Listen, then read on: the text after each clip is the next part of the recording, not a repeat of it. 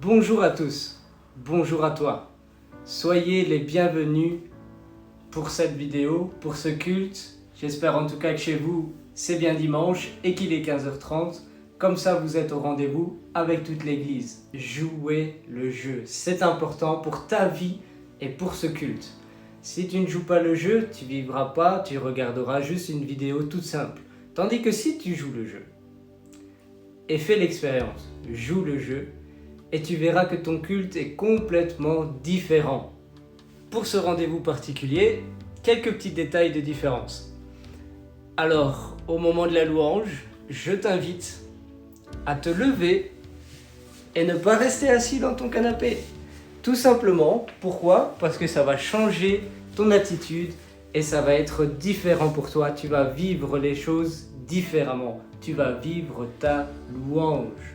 La louange, pourquoi c'est important ? Parce que tu vas devoir t'exprimer, faire l'effort de t'exprimer envers Dieu. C'est une louange que tu fais pas pour toi, mais pour Dieu. C'est Dieu qui te donne ce souffle de vie qui fait que tu te lèves chaque matin. Alors remercie-le avec des chants d'adoration et de louange. La suite de la louange, ce sera la prédication.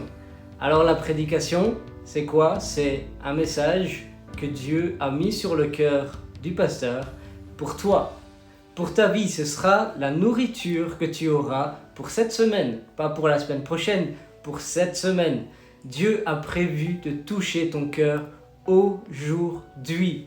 Vas-y, fais l'effort, mets tout ce qui pourrait être une source de distraction pour toi et focalise ton regard sur lui seul. La suite, c'est à toi de jouer. Personne ne fera le travail à ta place, même pas Dieu. Sache que Dieu est présent. Pourquoi ? Parce qu'un jour, tu as dit oui à Jésus. Je t'accepte comme sauveur et Seigneur de ma vie. Alors à partir de ce jour, il ne t'abandonne plus. Il dit dans sa parole, je ne t'abandonnerai pas. Je serai avec vous jusqu'à la fin du monde. Et ça, c'est des promesses que nous pouvons garder et tenir ferme dans notre cœur. Alors, soyez bénis et bon culte.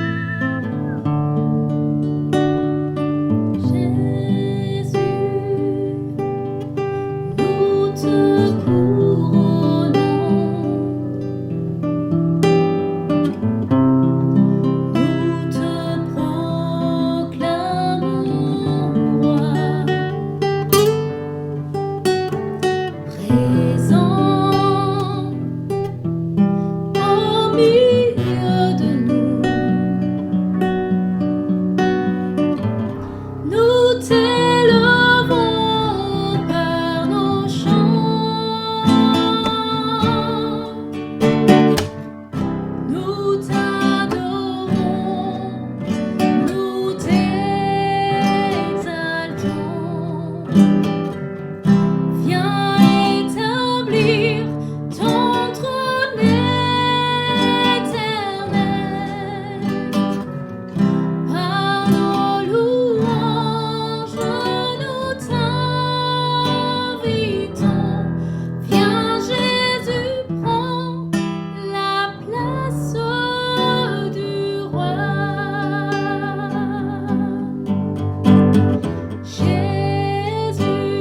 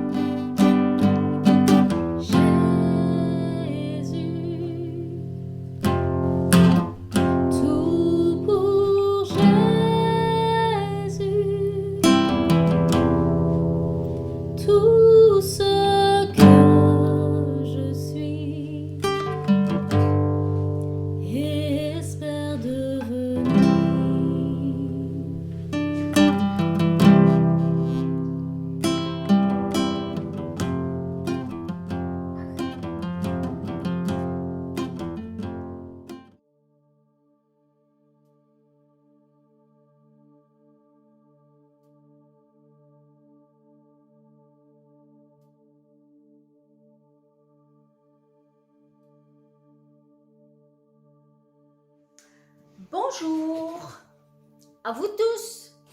Bonjour, c'est une grande joie d'être d'être avec vous, de savoir que vous êtes là, votre poste en train ou devant votre GSM, en train d'écouter ce que Dieu a à nous dire aujourd'hui. Soyez bénis. Je voudrais vous dire combien encore je vous aime, que je pense à vous tous les jours. Je sais que c'est souvent répétitif, mais il faut qu'on le sache et qu'on pense les uns aux autres. Alors aujourd'hui, on continue par rapport aux promesses de Dieu, aux promesses divines qui sont une assurance et une garantie. Alors bien souvent, nous pouvons aussi nous appuyer sur les promesses de Dieu en formulant aussi nos prières. Parce que nos prières, ce sont des promesses aussi que Dieu nous fait. C'est une façon de rentrer aussi en communion, en relation avec Dieu, parce qu'il est notre divin berger, parce qu'il prend soin de nous, parce qu'il est le Tout-Puissant, parce qu'il est le Seigneur des Seigneurs, parce qu'il nous a promis qu'il sera avec nous. Il est le Créateur du ciel et de la terre et nous avons besoin de nous souvenir de ces choses. Il est le Tout-Puissant, il est le Souverain, il est le Maître de l'univers, notre Maître à chacun. Il est digne de louange et d'adoration. Et cet après-midi, nous savons que chacun d'entre nous, nous avons accepté Jésus-Christ comme Sauveur, comme Seigneur. Alors ces promesses, nous sommes au bénéfice de ces promesses. Ces promesses sont pour nous. Merci Seigneur. Merci parce que sa parole est vraie. Alors sa parole, on pourrait dire dans les jeunes de la foi, pourquoi on peut dire qu'elle est vraie? Parce que quand nous les mettons en pratique, nous voyons qu'elles sont vraies. Donc on a un Dieu puissant et on a un Dieu vrai. Il n'est pas un homme pour mentir, alors il faut lui faire confiance. Alors c'est parfois difficile de faire confiance à quelqu'un que nous ne voyons pas, mais la foi c'est ça, la foi c'est faire confiance. Dieu nous promet d'être avec nous tous les jours. Alors par rapport à la promesse d'aujourd'hui, je veux simplement vous demander de prendre le psaume 9 au verset 11. Et il est écrit, ceux qui connaissent ton nom, nous tous, nous savons qui est Jésus, nous avons une relation chaque jour avec lui. Donc ceux qui connaissent ton nom se confient en toi. Amen. Alors si on se confie en toi, Dieu nous fait cette promesse, car, ça c'est la promesse, car tu n'abandonnes pas ceux qui te cherchent, ô Éternel. Donc continuons et je vous encourage cette semaine à continuer à persévérer dans les moments de confinement pour avoir une relation intense, une relation de paix, une relation où il y a cette communion entre le Père et vous. Et il vous apporte la paix dont vous avez besoin. Soyez bénis pour toute cette semaine. Que le Seigneur fasse luire sa face sur vous, que vous receviez plein de bénédictions, que vous puissiez partager les bénédictions et soyez bénis au nom de Jésus. Je vous aime. Frères et sœurs, bonjour.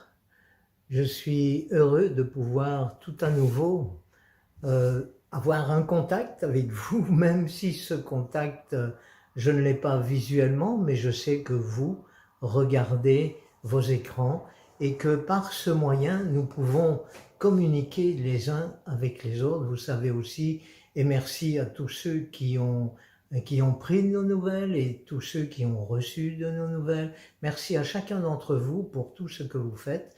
Et aujourd'hui, j'aimerais pouvoir insister sur la manière dont il nous appartient de vivre avec Dieu. Nous allons commencer par la prière, si vous voulez bien. Seigneur mon Père, c'est au nom de Jésus que je te prie, afin que tu manifestes ta gloire sur ta parole, et que ta parole soit ce qui nous éclaire et qui nous dirige. Nous voulons avoir un cœur humble devant toi, être à l'écoute de ta parole, non pas à l'écoute de mes paroles, mais à l'écoute de ta parole, parce que ta parole est la vérité et que cette parole nous instruit, elle est faite pour nous éclairer, pour nous montrer, pour nous éduquer. Et au nom de Jésus, Je te remercie, cher Saint-Esprit, de ce que tu viens nous convaincre chacun pour tous les progrès qu'il nous reste encore à faire, et merci pour tout ce que nous pouvons déjà faire. Merci de ce que tu nous as instruit déjà et que nous pratiquons déjà. Sois loué, Seigneur, mais notre désir, c'est d'aller plus loin avec toi, au nom de Jésus. Amen. Amen. Vous êtes d'accord avec moi, vous voulez aller plus loin. C'est la raison pour laquelle aujourd'hui, je me permets de pouvoir encore prêcher. Alors, nous allons commencer par la lecture d'un verset, et ce qui se trouve dans les Proverbes, au chapitre 13 et au verset 20. Voilà ce qui est écrit. « Celui qui marche en compagnie des sages devient sage, et celui qui fréquente des hommes stupides se retrouvera en mauvaise posture. Celui qui marche en compagnie des sages devient sage. » Cela m'intéresse. Marcher en compagnie des sages nous rend sages, dit la parole de Dieu, et ça devrait nous interpeller afin que nos relations, les personnes avec lesquelles nous avons des relations, soient des personnes sages, des personnes qui appartiennent à Jésus. Et bien sûr, nous avons besoin de contact avec toutes les personnes qui sont autour de nous, qu'elles soient en Christ ou pas. Qu'est-ce que cela change? C'est pas le principe. Le principe, c'est qui vais-je côtoyer? Les sages ou les autres? Ceux qui sont stupides, comme nous le lisons. Est-ce que nous pouvons inverser cette pensée en disant, si nous fréquentons plus les stupides que les sages, nous aussi nous deviendrons stupides parce que leurs propos vont nous influencer. Et c'est là où la parole de Dieu prend tout son sens, parce que quand nous constatons qu'en côtoyant les sages, nous allons devenir sages, nous aussi, à ce moment-là, c'est ce qui nous permet aussi de comprendre pourquoi Dieu a créé l'Église, pourquoi Dieu a créé les assemblées, et que c'est l'instrument de Dieu pour le monde. Pourquoi Dieu veut que les enfants de Dieu se réunissent ensemble afin qu'ils deviennent sages. Voilà ce que la parole nous annonce. Et c'est quand même intéressant de ce que nous puissions nous référer à ce qui est écrit. Alors, Jésus est vivant. Jésus est vivant et Jésus est ressuscité. Il est ressuscité et il a envoyé son Saint-Esprit en chacun d'entre nous afin que nous comprenions qu'il est en nous. Voici ce qui est écrit en rapport avec ce que je viens de dire. Jésus a dit à ses disciples dans Jean chapitre 16 et au verset 13, il a dit « Quand le défenseur sera venu », le défenseur c'est l'Esprit Saint, « Quand le défenseur sera venu, l'Esprit de la vérité, il vous conduira dans toute la vérité, car il ne parlera pas de lui-même, mais il dira tout ce qu'il aura entendu et vous annoncera les choses à venir. » Voilà celui que nous pouvons appeler sage. Jésus, l'Esprit de vérité, l'Esprit du Père, l'Esprit Saint, est en toi. Et le fait qu'il soit en toi te permet de pouvoir être conduit dans la vérité, si toi, tu vis avec lui. Côtoie le sage, vis avec le sage, écoute le sage, vis avec Dieu. Puisque Dieu est en toi, vis avec lui, prête simplement une oreille d'écoute. Écoute-le parce que c'est lui qui a raison. Alors ne prête pas foi à toutes les voix que tu peux entendre en disant « c'est Dieu qui me parle ». Non, ce que tu entendras en toi-même, ce que tu percevras comme parole, comme pensée parfois, doit être conforme à la vérité qui est inscrite dans sa parole. Si c'est pas conforme, méfie-toi. C'est que ces paroles ou ce que tu entends ne vient pas de lui. Vis avec Dieu. Vis avec lui. Vivre avec Dieu, c'est vivre dans la victoire. Pourquoi est-ce que je dis vivre dans la victoire? Parce que Jésus a dit, et ça je vous en ai déjà parlé précédemment, Jésus a dit tout est accompli. Et dans le tout est accompli, c'est le salut, mais dans le salut, il n'y a pas que ce que nous pouvons être sauvés et d'aller au paradis, mais surtout que le salut est la vie éternelle. Et la vie éternelle, elle commence à partir du moment où tu reçois Christ dans ton cœur. Jésus entre en toi et te confère, te donne cette vie éternelle. Et à partir de ce moment-là, Jésus te parle, Jésus conduit tes pas. Si, bien entendu, tu écoutes, et si tu es conscient de ce qu'il est réellement en toi. Et puis, il y a une chose qui est intéressante, c'est que quand Jésus a dit « tout est accompli », lui, il n'est plus là en ce moment, mais il est en nous. Il n'est pas physiquement présent, mais il est en nous. Par son esprit, il est en nous. On l'a lu ensemble, l'esprit de la vérité vous conduira dans toute la vérité. C'est intéressant de savoir que Jésus est ressuscité. Il est vivant.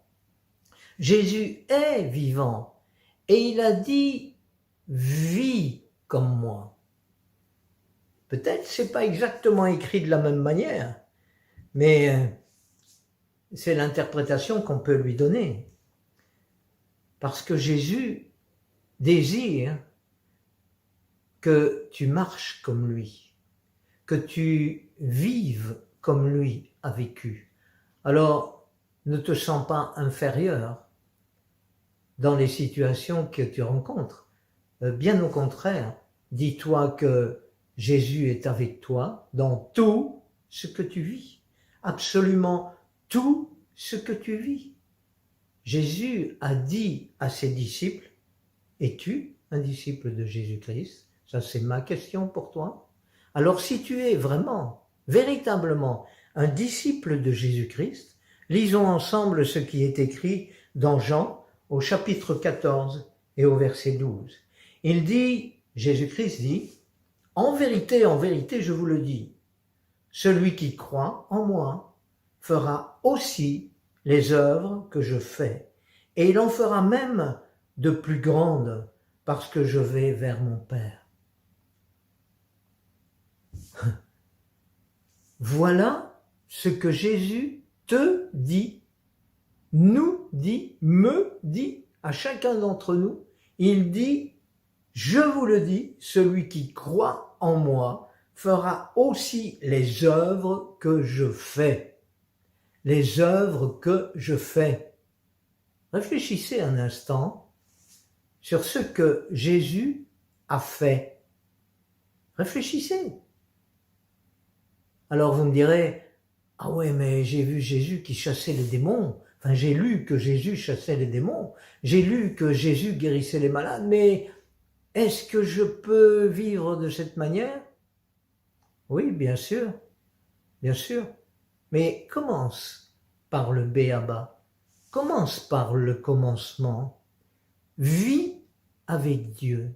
Commence à le découvrir, ce Dieu vivant, et commence à marcher de la même manière qu'il te dit de marcher. Commence à supprimer le péché de ta vie, combat contre le péché, afin que tu ne donnes pas un accès au diable dans ta vie, afin que tu ne redeviennes pas esclave, parce que Jésus t'a rendu libre, afin que tu sois heureux et que tu conduises ta famille ou ceux qui sont avec toi, ou si tu es seul, que ta vie soit une vie conforme à ce que Dieu attend, et chasse le péché de ta vie.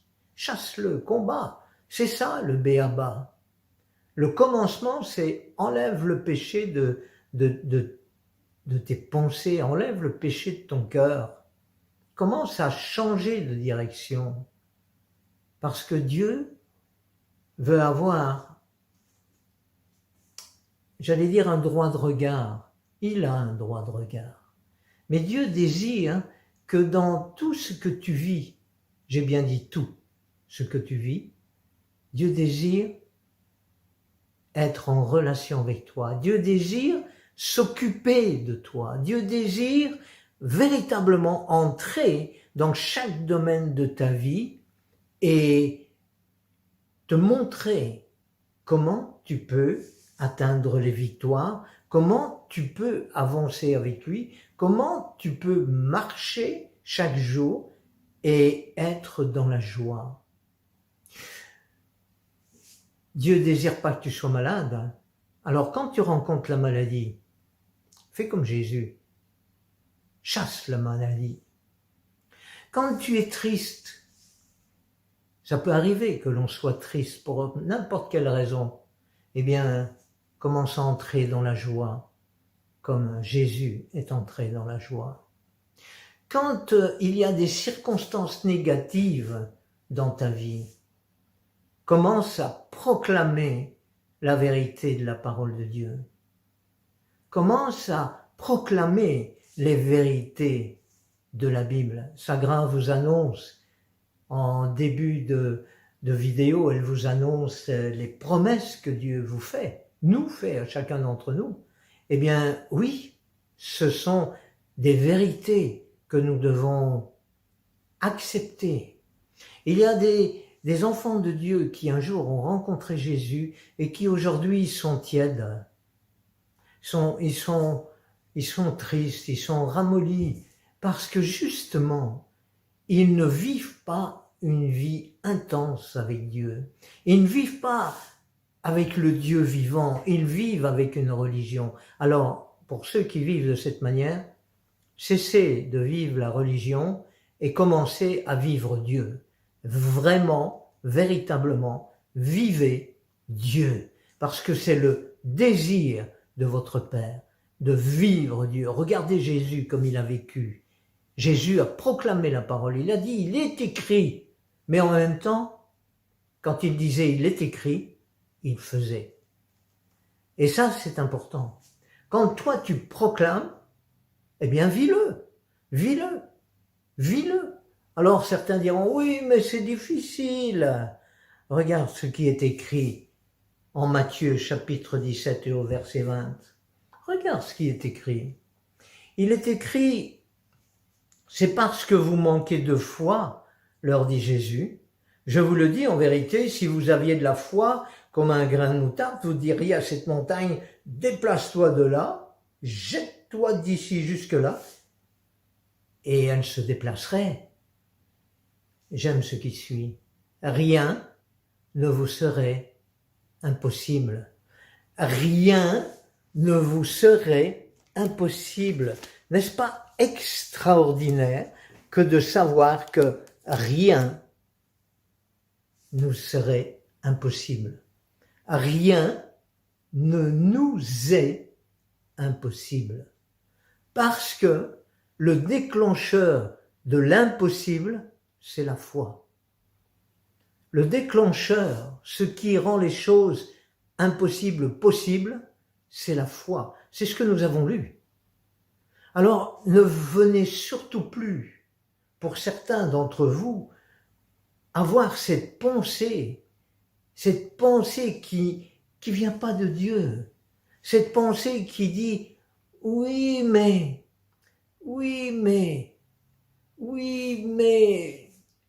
Jésus dit c'est parce que tu n'as pas la foi. Alors il y en a qui vont me dire ouais moi j'ai la foi, hein, j'ai la foi, mais c'est dur. Ah attends, nous y voilà. Nous y voilà. Pour ceux qui suivent le conseil, dans les difficultés particulières, de proclamer la parole de Dieu, c'est un enseignement qui a fait son chemin dans les églises, à juste titre parce que c'est vrai. Cette proclamation de la parole de Dieu déclenche dans les lieux célestes, déclenche la victoire. À condition, et uniquement à condition d'avoir la foi. Alors la foi, c'est quoi? C'est je crois. Oui, mais un jour, un pasteur m'a raconté une histoire. Enfin, pas uniquement à moi, il a raconté en prêchant. J'ai retenu cette histoire. C'est un pasteur qui a pris l'exemple d'un homme du Borinage qui habitait au pied d'un terri. Sa maison était au pied d'un terri. Et il a lu que s'il avait la foi, il pourrait dire à cette montagne, déplace-toi de là, jette-toi dans la mer, ou déplace-toi de là et retire-toi de là, parce que ce terri lui faisait de l'ombre à sa maison. Et un beau jour, il a ouvert sa fenêtre et il a dit, terri, au nom de Jésus, déplace-toi et jette-toi de là. Puis il a refermé sa fenêtre, il est allé se coucher, et le lendemain matin, il est revenu, il a ouvert la fenêtre, et il a vu le terri qui était toujours à la même place, et il a dit, je le savais bien que ça n'allait pas marcher. Voilà ce que la proclamation sans la foi peut produire. Nous pouvons dire beaucoup de choses, mais ce qui est important, c'est de mener le combat. Le combat par la foi. Le combat dans la foi. Tu crois? C'est pas suffisant. Proclamer, c'est pas suffisant. Celui qui croit quelque chose, il le vit. Si tu fais chauffer ton café et que ton café est bouillant, tu le vois fumant, tu sais qu'il est bouillant, tu crois qu'il est bouillant et tu vas pas le boire tout de suite. Nous sommes bien d'accord. Alors, la parole de Dieu, c'est la même chose. Si tu lis dans la parole des choses qui sont en rapport avec ta vie et que tu proclames en disant « ouais, il est écrit que » et tu pries et tu chasses et n'importe quoi, et qu'en même temps, le lendemain, tu le vis pas, eh bien, tu as un problème, mon frère, ma sœur. Le problème, c'est que tu crois, mais tu n'as pas la foi. La foi, c'est je sais que Dieu agit, Dieu l'a déjà accompli, et je sais que je vais le voir, ou que je le vois, ou que ça se réalise. Je le sais et je vis en conséquence. Mais fais attention, parce que si tu proclames des choses et que tu les vis pas, la parole de Dieu appelle ça un menteur. Alors quoi? Sommes-nous des menteurs? Ça peut nous arriver en proclamant la foi et ne la vivant pas. Pourquoi est-ce que je peux me permettre de dire ça? Bien parce que c'est écrit dans Jacques au chapitre 5 et au verset 12. Il est écrit « Avant tout, frères et sœurs, ne jurez pas, que ce soit par le ciel, par la terre ou par une toute autre forme de serment. Ne jurez pas, mais que votre oui soit oui et que votre non soit non. » Parce que dans ce verset, il y a une suite. Si ton oui n'est pas oui, et ton oui est un à moitié oui ou un à peu près oui, ou ton non un à peu près non, eh bien voilà ce qui suit. Afin que vous ne tombiez pas sous le jugement. Et quand vous tombez sous le jugement, vous tombez sous la puissance du diable qui vous opprime et qui vous fait du tort. La conséquence d'un manque de confiance dans ce que Dieu dit au niveau de sa parole nous fait tomber sous la puissance du diable qui vient nous opprimer et nous rendre malheureux. C'est ça la conséquence. Alors que veux-tu? Être malheureux ou être heureux? C'est stupide ce que je dis. C'est vraiment ridicule. Tout le monde veut être heureux. Mais en attendant, Ce qui est important, c'est de vivre Dieu. Comment veux-tu vivre Dieu? Uniquement avec tes paroles? Uniquement avec des mots? Ou désires-tu vivre Dieu avec intensité, en réalité, en vérité? Que ce soit vrai. Que le monde voit autour de toi que toi tu as changé. Que tu es différent. Pas parce que tu veux te montrer, pas parce que tu dis je suis chrétien, gna gna gna gna gna. C'est pas de ça dont il s'agit. C'est juste que ton comportement est devenu différent. Tes pensées sont devenues différentes. Tu as côtoyé le sage et tu restes avec le sage et tu deviens sage. Et ça, c'est la folie qui est sortie, la stupidité qui est sortie de ta vie, de nos vies, parce que nous étions stupides auparavant. Stupide d'avoir renié Jésus, de ne pas l'avoir accepté plus tôt. Stupide, bien sûr. Aujourd'hui, ne nous culpabilisons pas, mais soyons plutôt intelligents et disons merci Seigneur. Merci parce que tu es en moi. Donc à partir de ce moment-là, je deviens sage. Que mon oui soit oui et que mon non soit non. Que ton oui soit oui et que ton non soit non. Si tu dis à la maladie, tu t'en vas, elle s'en va. Et quelle que soit l'attente qu'il y a derrière, c'est pas là le problème. Parce qu'il y a un autre phénomène. Et pour certains d'entre vous qui connaissez la parole de Dieu depuis quelques années déjà, ou même ceux qui la connaissent par cœur, ça change pas vos vies. C'est ce qui va changer votre vie, ce qui va changer nos vies, c'est précisément de croire dans la parole de Dieu, c'est-à-dire de la pratiquer, cette parole. Regardez en Luc, au chapitre 8 et au verset 12, ce que la parole de Dieu nous enseigne encore. Ceux qui sont le long du chemin, ce sont ceux qui entendent, puis le diable vient et enlève la parole de leur cœur, de peur qu'ils ne croient et soient sauvés. Soient sauvés, ça peut être pour la conversion, ça peut être aussi pour toute autre circonstance, soit ôtés de cette circonstance.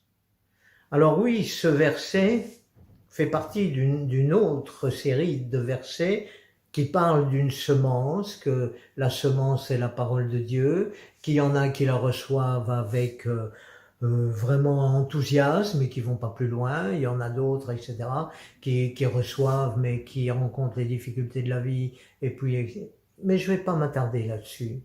Ne croyez pas que ce soit un chapitre ou des versets qui sont réservés aux païens ou à ceux qui cherchent Jésus. C'est réservé, la Bible est faite pour les chrétiens, que nous sommes. Alors si Jésus nous dit que ceux qui sont le long du chemin, ce sont ceux qui entendent la parole, et puis le diable vient et enlève la parole de leur cœur, de peur qu'ils ne croient et qu'ils ne soient sauvés. Alors si Jésus a dit une chose comme celle-là, c'est que ça nous concerne. C'est pour nous cette parole. Recevez cette parole. Et ne soyez pas opposés à la parole. Soyez humbles. Recevez la parole de Dieu avec simplicité de cœur. Quand nous sommes simples, comme des enfants, quand nous écoutons et que nous reconnaissons notre pauvreté spirituelle, à ce moment-là, nous allons prêter une oreille d'écoute auprès de ce que Dieu dit pour essayer de trouver des solutions dans nos vies, pour trouver ces solutions dans nos vies, pour être sauvés, pour marcher dans le salut. Parce que le salut ne se borne pas uniquement à être sauvé, d'aller au paradis. Le salut, c'est toute notre vie qui est impactée par le salut, qui est concernée par le salut. Alors saisissons ce qui est écrit. Quand vous proclamez la parole de Dieu sur la guérison, et que la guérison n'est pas là immédiatement, eh bien, que se passe-t-il? Toi aussi, tu dis... Ouais, je savais bien que c'était trop demandé, ça marchait pas. Ou je sais qu'il faut demander au serviteur de prier, parce que lui, au moins, il croit. Non, non, non, non, non, non. Je te dis, marche en compagnie de Jésus. Instruis-toi, reçois dans ton cœur les paroles de Dieu. Instruis-toi. Comment tu vas t'instruire? Mais en lisant sa parole, en lisant la Bible. Tu vas être instruit en lisant la Bible. Prends du temps pour la lire. Bien sûr, si Jésus t'intéresse pas, si tu veux pas vivre avec lui et que tu penses avoir raison sur tout, c'est évident que tu vas pas chercher à comprendre. Mais lire la parole, c'est pas seulement la lire comme ça, c'est que ce soit un moment de qualité, que tu comprennes ce que tu lis, que tu fasses de ce verset un mode de vie. Parce que quand tu le mets dans ta vie, que tu en fais un mode de vie, à ce moment-là, ça se réalise, ça s'accomplit, ça bouge. Oui, le miracle est là.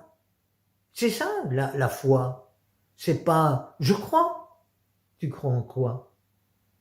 Non, allons un peu plus loin. Maintenant, si tu veux être instruit, tu prends la Bible et tu la lis. Et tu demandes à Dieu de t'éclairer. Et puis, si tu veux vivre vraiment avec Jésus, commence à le prier. On a fait de ces deux aspects des domaines religieux. On a dit, en prêchant, tu dois lire la parole de Dieu. C'est vrai. Tu dois prier. C'est vrai. C'est tout à fait vrai. Tout ça sont des vérités. Mais pourquoi? C'est ça la raison importante. Pourquoi tu dois lire? Pourquoi tu dois prier? En fait, ça ne devrait pas avoir une connotation de devoir, d'obligation, mais juste un désir profond. Tu veux connaître Dieu? Qui veut connaître Dieu? Toi? Tu veux le connaître? Lis la Bible. Tu veux avoir une relation avec lui? Tu le veux? Vraiment? Tu veux qu'il te parle? Tu veux qu'il intervienne dans ta vie? Demande-lui, prie-le. C'est ça la prière. C'est ça la lecture de la parole. Si tu vis ça autrement, t'es passé à côté de quelque chose, le diable est venu te ravir. Il t'a enlevé ce qui pouvait t'apporter du meilleur dans ta vie. Alors, change d'optique, change de vision. Fais pas les choses par obligation, mais fais-les parce que tu as un désir, tu as un cœur, tu as le souhait de le rencontrer, de vivre avec lui, d'être à proximité du sage.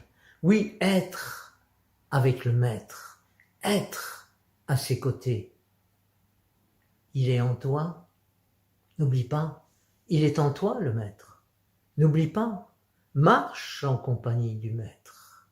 Et quand tu prieras le maître, quand tu lui confieras tes secrets, quand tu lui confieras ton cœur, tout ce qui fait partie de ta vie, et que tu lui demanderas quelque chose, et que plus tard tu le verras s'accomplir, tu diras pas c'est une coïncidence, tu diras simplement Dieu a répondu à ma prière. Voilà l'objet de nos prières. Voilà ce qui nous motive dans nos prières.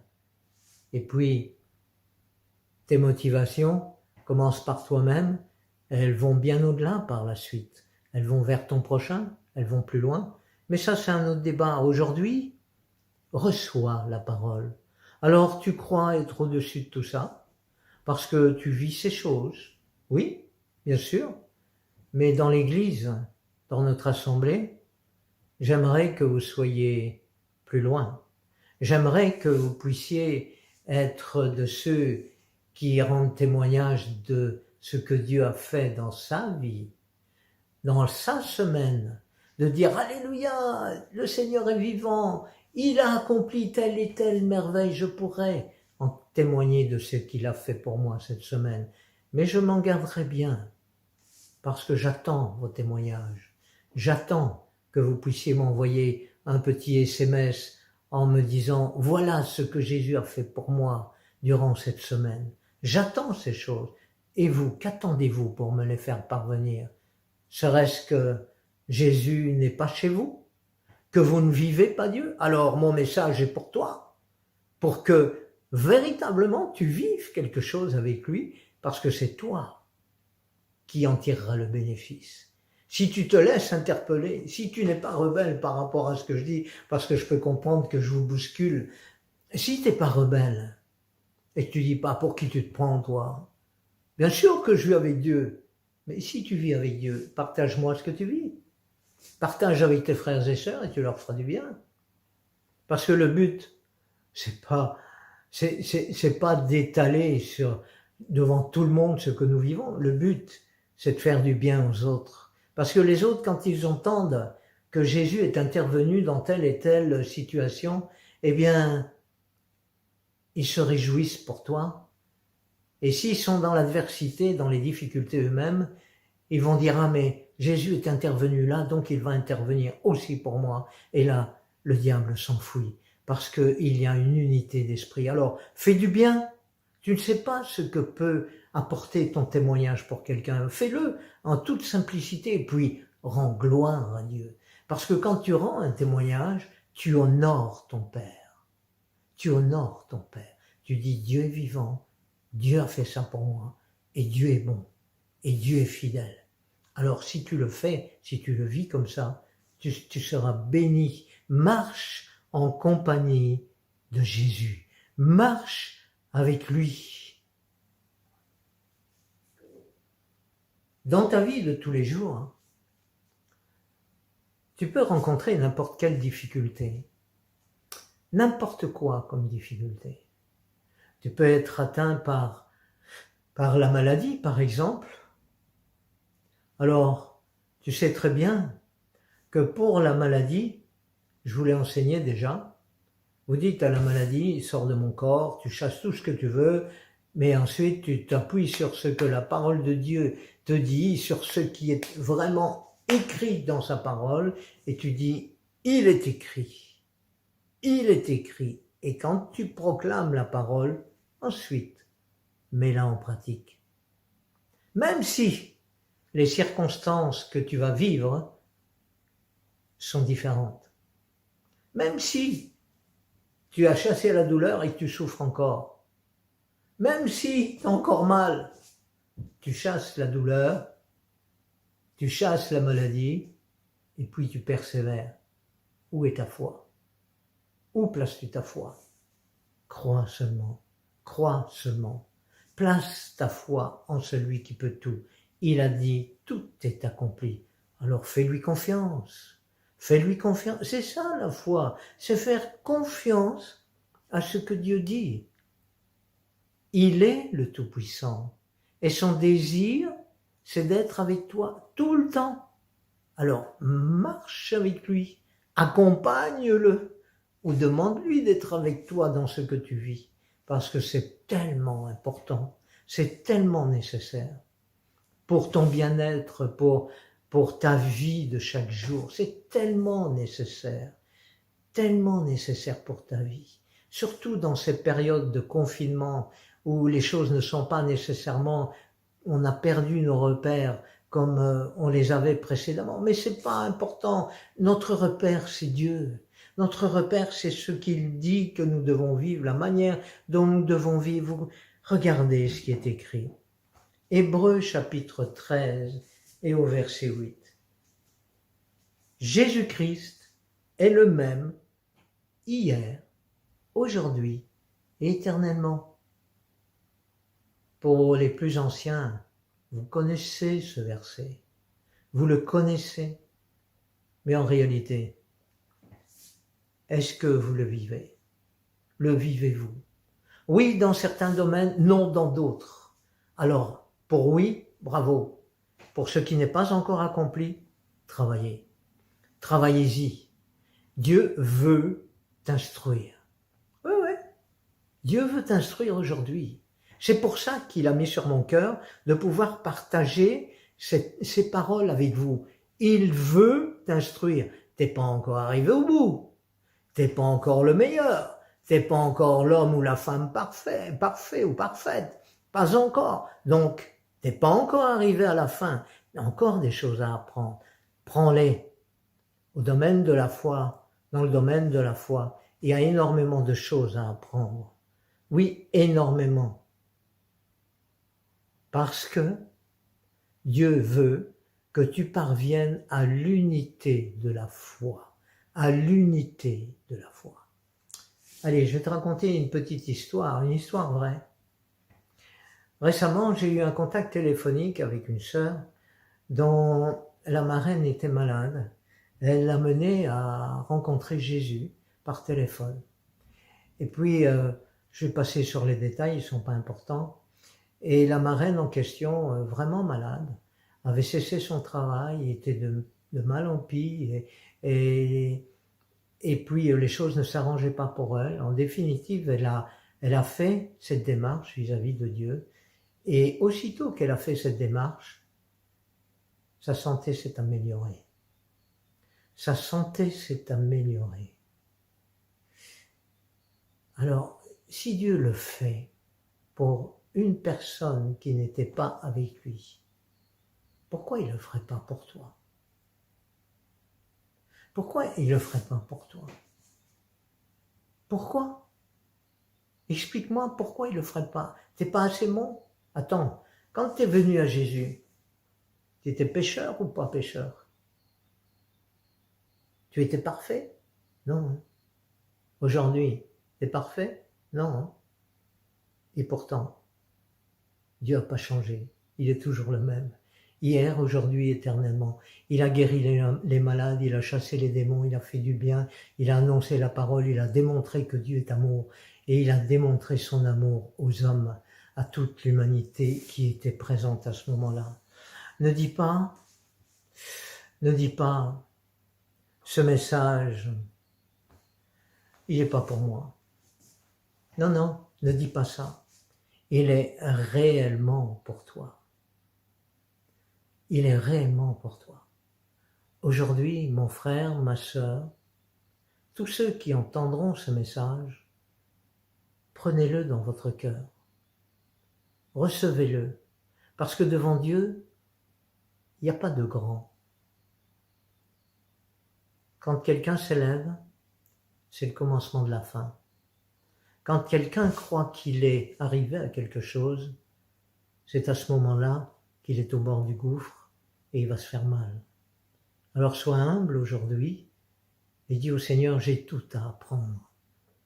Fais comme moi, dis-lui, j'ai tout à apprendre de toi. Aide-moi à aller plus loin. Aide-moi à vivre avec toi.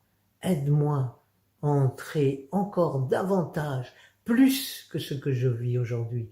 Aide-moi, Seigneur, parce que je ne suis pas encore arrivé au bout. Et je veux faire les œuvres que tu as faites, parce que tu l'as dit. Je veux, Seigneur, être heureux avec toi. Et je sais que le vrai bonheur, c'est quand tu es présent dans ma vie et quand tu exauces mes prières et quand je vois s'accomplir ton œuvre. À ce moment-là, je suis pleinement heureux. Alors mon frère, ma sœur, ne résiste pas à la parole. Sois celui qui reconnaisse en son esprit, en son âme et conscience, qu'il a vraiment besoin de Jésus et apprends à grandir.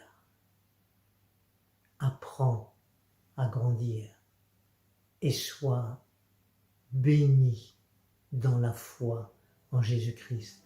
Je tends ma main vers toi afin que la bénédiction de Jésus t'atteigne, afin que la bénédiction que je veux te transmettre, tu la reçoives maintenant, au nom de Jésus, afin que tu grandisses et que tu sois dans la joie, au nom de Jésus-Christ.